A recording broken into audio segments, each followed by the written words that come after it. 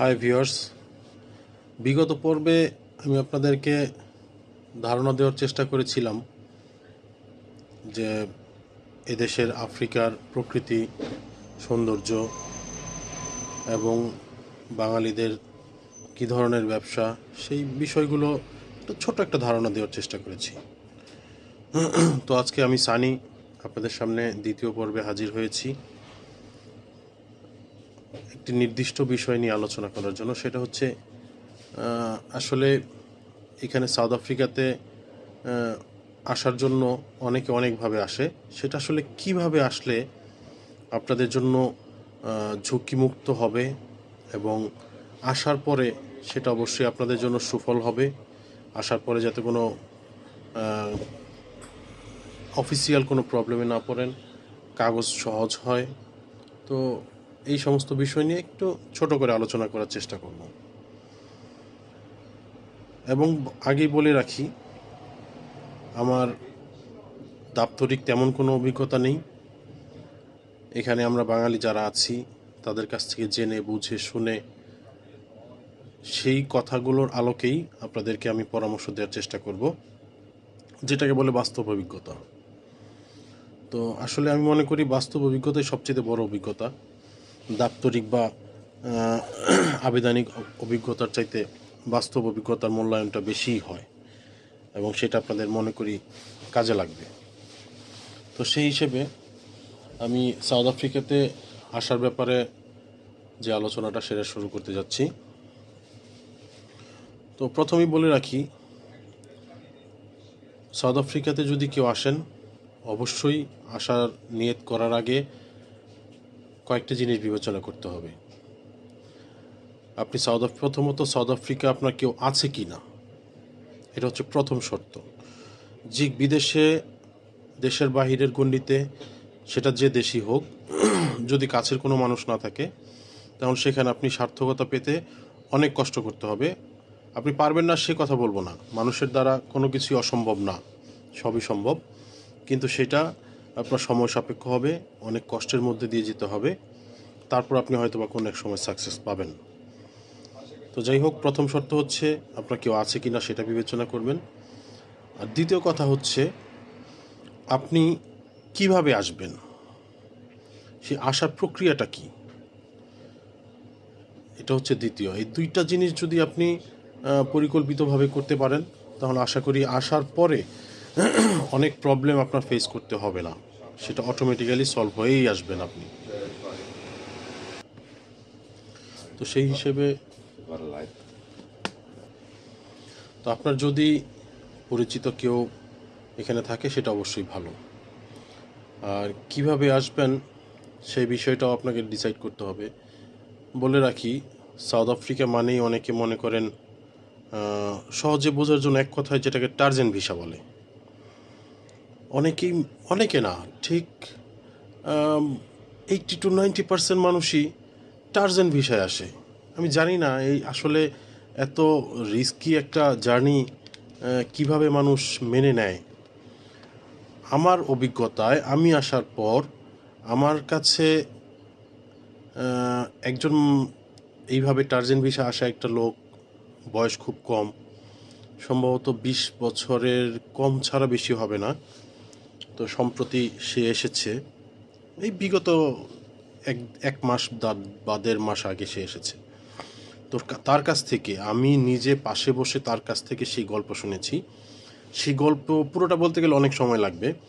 সারাংশ হিসাবে আমি যেটা বলতে পারি যে সে ওখানে বাংলাদেশ থেকে ফ্লাই করে দুবাই এসেছে, দুবাই থেকে ফ্লাই করে আফ্রিকান কোন একটা কান্ট্রিতে সে নেমেছে। নামার পর আর দক্ষিণ আফ্রিকাতে নামিনি, কিন্তু সে অন্য একটা দক্ষিণ আফ্রিকার পার্শ্ববর্তী কোনো দেশে নেমেছে। কোন দেশে নেমেছে আমি নামটা ভুলে গিয়েছি। তো সেখানে নামার পর সে বিভিন্ন জঙ্গল দিয়ে, নদী দিয়ে, পাহাড় হেঁটে প্রায় 28 দিন জার্নি করে সে সাউথ আফ্রিকাতে বর্ডার ক্রস করে ঢুকেছে এবং সেটা ইলিগ্যালভাবে ঢুকেছে। আর এই 28 দিনের মধ্যে সবচেয়ে ভয়াবহ বিষয় যেগুলো ছিল সেটা হচ্ছে ছোট ছোট কিছু খাল পার হয়েছে। ওরা 7-8 জনের একটা গ্রুপ ছিল। তো 2 জন ছিল আফ্রিকান কালা, যেটাকে আমি কালো রঙের আফ্রিকার কোনো এক দেশের নাগরিক। তারা এই কন্ট্রাক্টের কাজগুলো বিভিন্ন ধাপে ধাপে বিভিন্ন দেশে বিভিন্ন জন আসলে সহায়তার মাধ্যমে তারা পার করে। তো সেই ধারাবাহিকতায় তারা কোনো একটা ছোট নদী, একটা ছোট একটা নৌকার মধ্যে করে তাদের 7-8 জনকে পার করতেছিল। নৌকার সম্মুখভাগে একজন কালো এবং পেছন থেকে একজন কালো, এই দুইজন, যেটাকে আমরা বৈঠা বলি আমাদের ভাষায়, কার ভাষা কি বলে জানি না, বৈঠা দিয়ে নৌকা চালাচ্ছিল।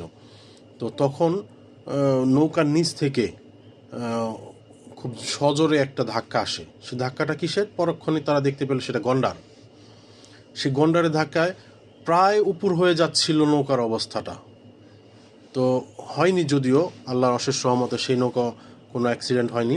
তো পরক্ষণে আরও অনেক গন্ডারের পানির মধ্যে মানে নড়াচড়া করার শব্দ এবং পানির নড়াচড়া দেখে ওরা বুঝতে পারছে যে অনেক গন্ডার আশেপাশে ছিল। এবং এরপরে কোনো এক সময় কুমির নৌকার দিকে আসছিল, সেটাকে নৌকা বৈঠা দিয়ে সজোরে বাড়ি দিয়ে আঘাত করে ওকে তাড়াই দেওয়া হয়েছে। তো এরকম অভিজ্ঞতার মধ্য দিয়েও তারা সাউথ আফ্রিকাতে আসছে এবং রাত্রি যাপন করছে জঙ্গলের ভিতরে মশারি টানায়। 3 দিন 2 দিন 4 দিন না খেয়ে থাকছে এবং 2 দিন 3 দিন না খেয়ে থাকার পর তাদেরকে শুধু দেওয়া হয়েছে 7-8 জনের জন্য দুইটা ব্রেডের প্যাকেট, যেই ব্রেড সাধারণত মানুষ 3 জন কষ্ট হয়ে যায় খাওয়াটা, ধরেন 3 জন করে খাওয়া যায় স্বাচ্ছন্দ্যে। সেই 2টা ব্রেড দিত 8 জন 9 জনের জন্য, তাও 3 দিন পর, এবং 2 লিটার পানি দিত 8 জন মানুষের জন্য। তো 2 লিটার পানি 8 জন মানুষ খাইতো এবং 2টা ব্রেড দিয়ে তারা এসে না খাওয়ার নাস্তা বলেন যেটাই বলেন তারা খাইতো, আবার 2-3 দিন না খেয়ে থাকতে হতো। এরকম পরিস্থিতি দিয়ে আসলে তারা সাউথ আফ্রিকাতে আসছে এবং ব্যক্তিভেদে তাদের জার্নিটা ভিন্ন রকম হলেও বেশিরভাগ মানুষই এই পন্থায় আসে। হয়তোবা এক একজনের নদীপথ বেশি ছিল, স্থলপথ কম ছিল, কারো স্থলপথ বেশি, নদীপথ কম। হুন্ডা দিয়ে, ট্রাকের ভেতরে, প্রাইভেট কারের ভেতরে, মাইক্রোর ভেতরে হেঁটে, জঙ্গল দিয়ে, কুমির তাড়িয়ে, গন্ডার তাড়িয়ে, এইভাবে মানুষ সাধারণত আসে। তো আমি সেরকম জার্নির ব্যাপারে কখনোই কাউকে সাজেস্ট করব না, কারণ ভাই, মানুষের ইনকামের চাইতে জীবনটা বড়। আপনি বেঁচে থাকলে আফ্রিকাতে আসেন আর বাংলাদেশেই থাকেন, অথবা পৃথিবীর যে দেশেই যান, রিজিক আপনার জন্য আল্লাহ ঠিক করে রেখেছে। তো এর জন্য জীবনকে বিপাকে ফেলবেন না। আপনার একটা জীবনের জন্য আপনার পরিবার, আপনার স্বজনরা খুবই হতাশার মধ্যে পড়ে যাবে। আশা করি সেরকম পন্থাকে অবলম্বন করবেন না। তবে এই পন্থা ছাড়া ভালো পন্থা তো আছে। আপনার এই পন্থায় মানুষ আসলে যেরকম টাকা খরচ করে আসে, তো সেই রকম টাকা খরচ করে আপনি ভালো পথে আসতে পারবেন, শুধু একটু ইনফরমেশন জানা থাকলে। কিছু ইনফরমেশন জানলেই আপনি সেই রাস্তার অবলম্বন করতে পারবেন। সেই ইনফরমেশনের অভাবেই মানুষ আসলে এত বড় রিস্ক নিয়ে আফ্রিকাতে আসে। তো তাই আমি সবাইকে বলবো যে আসার পন্থাটা ভালো এবং সঠিক পন্থা অবলম্বন করবেন। আবার আরেকটা বিষয়, সেটা হচ্ছে এত কষ্ট করে এই জার্নি করে আফ্রিকা ঢুকলো, কিন্তু বর্তমান গভর্নমেন্টের নিয়ম অনুযায়ী যারা বর্ডার ক্রস করে ইলিগ্যালভাবে এন্ট্রি করছে এই দেশে, তাদের এই দেশে ঢোকার পরে থাকার জন্য বা ব্যবসা বাণিজ্য করার জন্য যে ধরনের কাগজের প্রয়োজন হয় স্টে করার জন্য, সেই কাগজগুলো তারা করতে পারবে না। কারণ তারা বর্ডার ক্রস করে আসছে, তারা ইলিগ্যালভাবে আসছে, তারা সেই কাগজ বর্তমান নিয়ম অনুযায়ী করা যায় না। আগে করা যেত, আগে যেভাবেই আসুক কোনো না কোনোভাবে তারা কাগজ করতে পারত, সেইভাবে করে নিত, কিন্তু এখন সেটা করা যাচ্ছে না। আমি নিজে তার প্রমাণ, কারণ আমি যেভাবে আসছি আমি সম্পূর্ণ সলিড একটা পদ্ধতিতে আসছি, সেই জন্য আমি আমার কাগজটা করতে পেরেছি। আর আমার আসার পদ্ধতিটা ছিল এরকম যে আমার এখানে আসার আগে আমি বাংলাদেশ থেকে সরাসরি মালয়েশিয়ার ফ্লাইট করেছি ভিজিট ভিসায়, এবং মালয়েশিয়া থেকে ভিজিট ভিসায় আমি সাউথ আফ্রিকা কেপটাউন এয়ারপোর্টে মালয়েশিয়ার যে ভিজিট ভিসা পাসপোর্টে লাগায়, পাসপোর্টে ভিসা পেপার লাগায়, তারপর মালয়েশিয়া থেকে সরাসরি কেপটাউনে ল্যান্ড করছি। এবং সেখান থেকে আমাকে, যেহেতু আমারটা ভিজিট ভিসা ছিল, সেহেতু 30 দিনের মেয়াদ ছিল আমার ভিজিট ভিসা, এবং এখানকার গভর্নমেন্টের ল অনুযায়ী এই 30 দিনের মধ্যে আমার ভিসা স্ট্যাটাস আমি চেঞ্জ করতে পারবো। তো সেই হিসেবেই আমি হোম অফিস, মানে সাউথ আফ্রিকার যে হোম অফিস, সেই হোম অফিসে গিয়ে সশরীরে গিয়ে আমি অ্যাপ্লাই করেছি, এবং অ্যাপ্লাই করে আমি অ্যাসাইলাম গেইন করেছি, এবং পেপারস অলরেডি আমার হাতে। প্রথম অবস্থায় 14 দিনের জন্য অ্যাসাইলামের পেপার দিয়েছে আমাকে, এবং এরপরে আবার এক্সটেন্ড করেছি, এক্সটেন্ড করার পর 6 মাস পেয়েছি। তো এটা হচ্ছে একদম সলিড একটা সিস্টেম, যেখানে আপনাকে কোনো বর্ডার ক্রস করে আসতে হবে না, ইলিগেলভাবে আসতে হবে না, সম্পূর্ণ লিগেলভাবে আসবেন, এবং গভর্নমেন্ট আপনাকে লিগেলভাবে পেপার দেবে, এবং আপনি খুব স্বাচ্ছন্দ্যে এখানে স্টে করতে পারবেন। এবং আমি যে অ্যাসাইলামটা করেছি, এই অ্যাসাইলাম যেটা এই দেশের ভাষায় আসলে প্রচলিত হবে, এটা অ্যাসাইলাম বলে, এর জন্য আমি সেই ভাষাটাই অ্যাপ্লাই করছি। তো এই অ্যাসাইলাম সিকার হিসেবে আমি যখন অ্যাপ্লাই করেছি, আমার পাশাপাশি দেখলাম অনেক বাঙালি এবং অন্যান্য দেশের লোকও সেই লাইনে ছিল।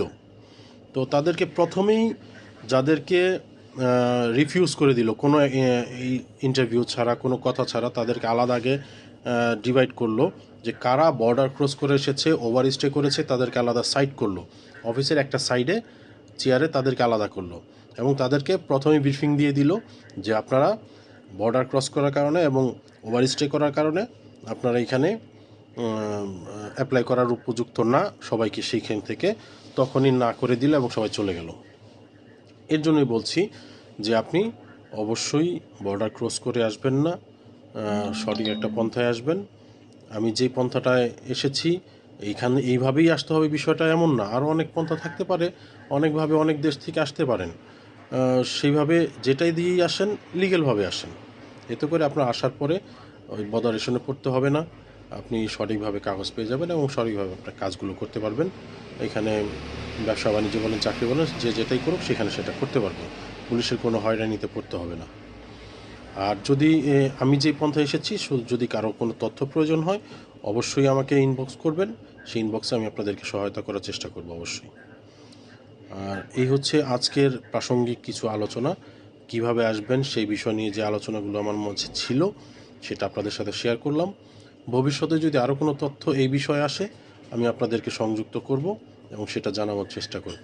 আজকের মতো বিদায় নিচ্ছি, ধন্যবাদ।